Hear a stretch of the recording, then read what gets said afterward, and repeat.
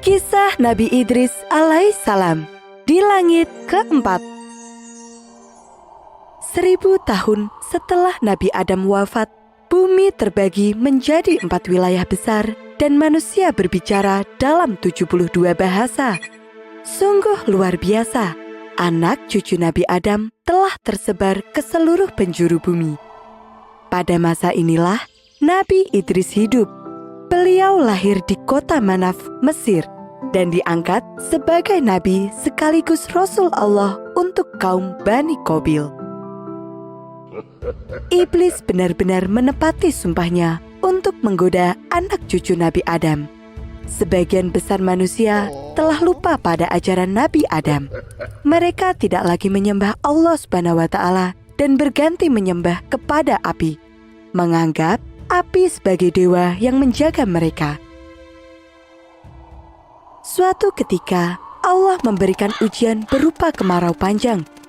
Hujan yang tak kunjung turun membuat tanah mengering. Gagal panen terjadi di mana-mana. Hewan ternak juga banyak yang mati karena kekurangan air minum. Aduh, kalau begini terus aku bisa rugi. Keluh salah satu orang. Sesaat kemudian, orang-orang mulai gaduh dan saling mengeluh. Tidak ada yang bisa mengatasi kesulitan itu. Mari kita berdoa kepada Dewa Api, meminta perlindungan. Teriak salah satu orang. Ajakan itu pun disambut oleh seluruh warga. Mereka berbondong-bondong menyembah kepada Dewa Api dan meminta agar segera diturunkan hujan. Wahai Dewa, turunkanlah hujan, Pinta para warga.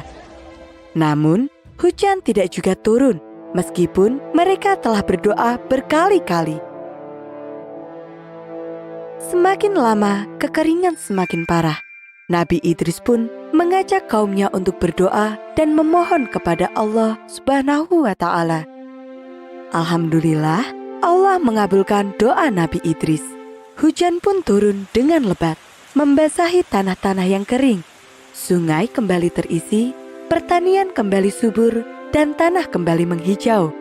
Sungguh Allah Maha Besar.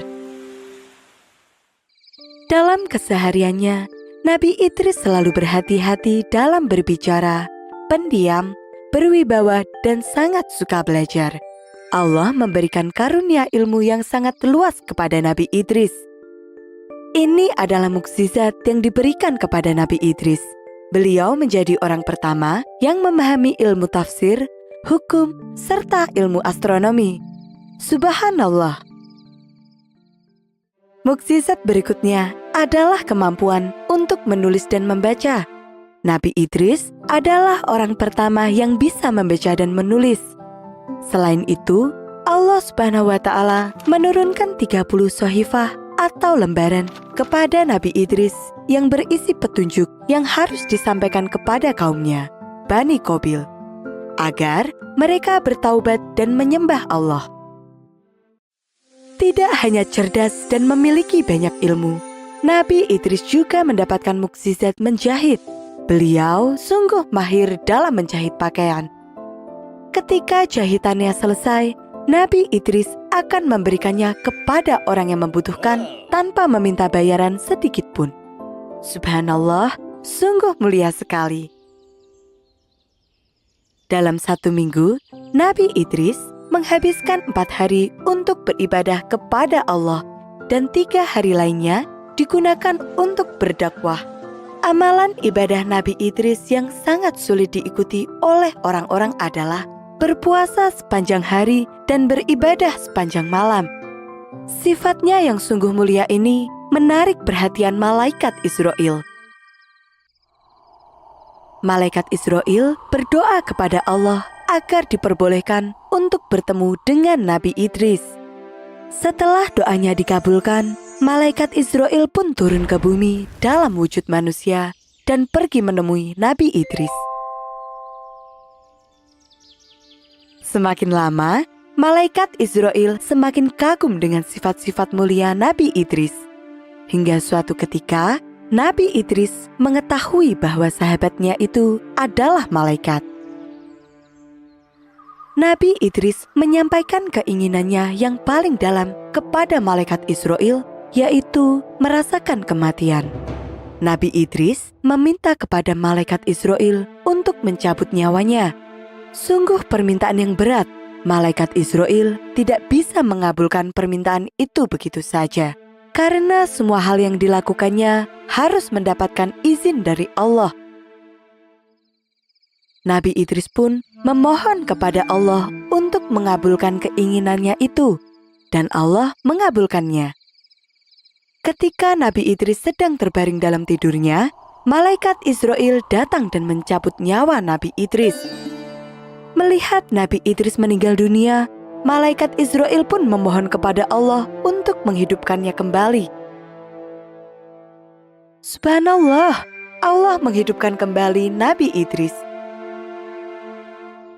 Setelah merasakan sakit yang luar biasa ketika nyawanya dicabut, Nabi Idris pun semakin tekun dalam beribadah. Namun, rasa ingin tahu dalam diri Nabi Idris sungguh besar. Pada kesempatan lainnya, Nabi Idris memohon kepada malaikat Israel untuk membawanya melihat surga dan neraka. Dan Allah mengabulkan permintaan Nabi Idris ini.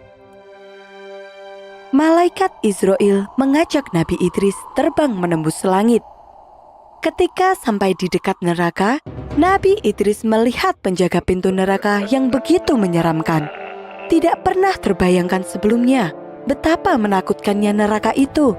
Tempat yang sangat mengerikan di mana manusia akan mendapatkan siksaan setelah hari kiamat nanti.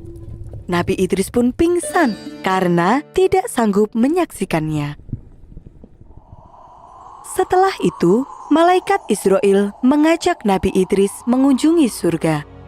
Di sana, Nabi Idris disambut oleh penjaga surga yang rupawan. Nabi Idris hampir saja pingsan lagi ketika melihat surga yang begitu indah. Subhanallah, surga tampak begitu menakjubkan. Mata air di sana sangat jernih. Ada sungai yang mengalirkan susu, madu, dan anggur. Ketika waktunya telah tiba, malaikat Israel memanggil Nabi Idris untuk mengantar pulang ke bumi. Namun, Nabi Idris merasa enggan meninggalkan surga yang begitu indah. Beliau pun berdoa kepada Allah untuk diizinkan tinggal di surga selamanya. Allahu Akbar, Allah sungguh mengasihi Nabi Idris. Maka Allah pun mengizinkan Nabi Idris untuk tinggal di surga. Nabi Idris menjadi nabi pertama yang diangkat ke surga, dan kisah ini dibenarkan oleh Nabi Muhammad SAW. Ketika Nabi Muhammad mengunjungi neraka dan surga dalam peristiwa Isra Mi'raj, beliau bertemu dengan Nabi Idris di langit keempat. Nabi Muhammad bertanya kepada malaikat Jibril yang menemaninya, dan malaikat menjawab, Inilah Idris.